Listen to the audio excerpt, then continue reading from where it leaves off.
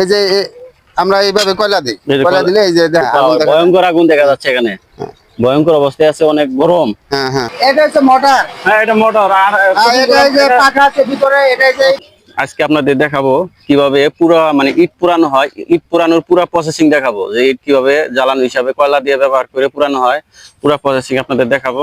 আমাদের সামনে আছে যে মিস্ত্রি, হেড মিস্ত্রি, যে কয়লা দেওয়া মানে ইট পুরানো হয় এইভাবে বুঝে, মানে পুরো প্রসেসিংটা সে বলবে, তার মুখ থেকে আমরা শুনবো ইটের প্রসেসিং। মিস্ত্রি কিছু বলবেন ইট পুরানো সম্পর্কে? আসলে সবাই তো দেখতে চায় যে ইট কেমনে পুরায়। ইট পুরাই মানে এই যে এগুলা চুলা, এই যে এগুলো চুলা না? হ্যাঁ, এই যে এগুলা চুলা, এই যে চুলা দেখতে পাচ্ছেন, চুলা। এই যে এগুলা ভিতরে কয়লা দিলে, কয়লা দিলে ইট হয় নাকি? ইট হয়। হ্যাঁ, মানে কিভাবে হয় এটা একটু দেখান তো। ইট কোন সময় মানে ইট সমাপ্ত হয় পুরাটা? তাহলে এদিকে আসেন, কয়েকটা মানে কয়লাটা পুরো দেখান, হ্যাঁ, যে কয়লা দিয়ে কিভাবে কয়লাটা দেওয়া হয়।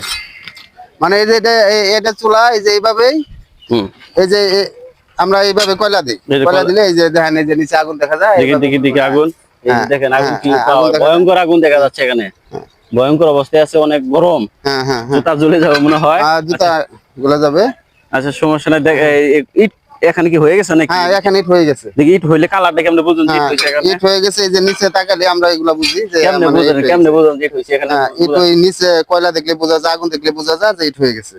কয়লা মানে আগুনের কালার কোনটা হয় যে বোঝা যায় ইট হয়ে গেছে? আগুনের কালার যদি তখন দেখবেন একটু সাদা সাদা, তখনই মনে করেন ইট হয়ে গেছে। এই সাদা সাদা হইছে, বোঝা যাচ্ছে ইট হয়ে গেছে, তাই না? দেখতে পাচ্ছেন এই যে ইট হয়ে গেছে। আর প্রসেসিংটা কি ব্যাপারে? টান যে দেখলাম ওটা কি হাওয়া? এটা মানে আপনার ওখানে হাওয়ার মেশিন আছে, হ্যাঁ, মোটর আছে, ওখানে হাওয়ায় চলে।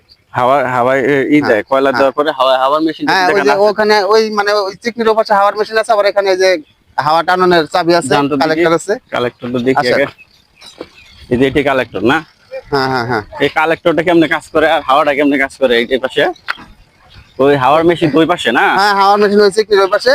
আপনার এই কালেক্টর, এটা চাবি, এটা কমানো বাড়ানো হয়। হ্যাঁ, হাওয়াটা মাঝখান দিয়ে আসে। হ্যাঁ, মাঝখান দিয়ে আপনার লাইন আছে, মাঝখান দিয়ে আসে। হাওয়াটা মাঝখান দিয়ে আসে, পরে এদিকে ট্রান্সফার হয় হাওয়াটা। হ্যাঁ, এদিকে ট্রান্সফার, এদিকে ওই যে চাবি আছে, দুইটা চাবি আছে আপনার। এই একটা চাবি, আর ওই যে একটা চাবি, এই দুইটা চাবি আছে আপনার। এই চাবি মনে করেন, হ্যাঁ, এই ওপেন করে, এই দুইটা ওপেন করলে হাওয়াটা এই পাশে আসবে, হাওয়াটা এই পাশে আসবে। এটাতে আমি বুঝতে পারছি। দেখতে পাচ্ছেন এই হাওয়ার মেশিনটা অবশ্যই দেখি হাওয়া কেমনে হয়।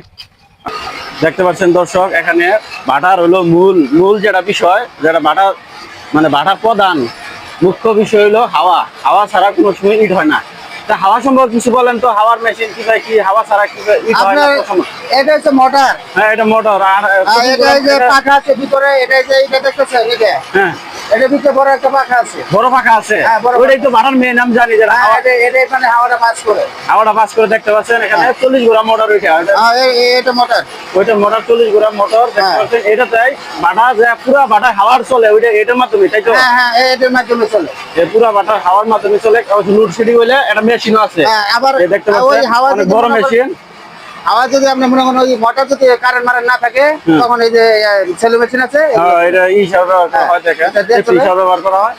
আর যা হোক, হাওয়াটাই বড় কথা। আমি বাটার মানে ইট সম্পর্কে, তাই না? হাওয়াটাই বড় কথা। দেখতে পাচ্ছেন দর্শক, এখানে হাওয়ার পরিচালনা করা হয়। আর এইটাই হলো আপনাদের ইটের, দেখতে যাচ্ছে যে ইট কেমন পুরানো হয়। এইভাবেই হাওয়া আর এইভাবেই সবকিছু পরিচালনা করা হয়, মানে একটা সেক্টর হিসাবে। ধন্যবাদ।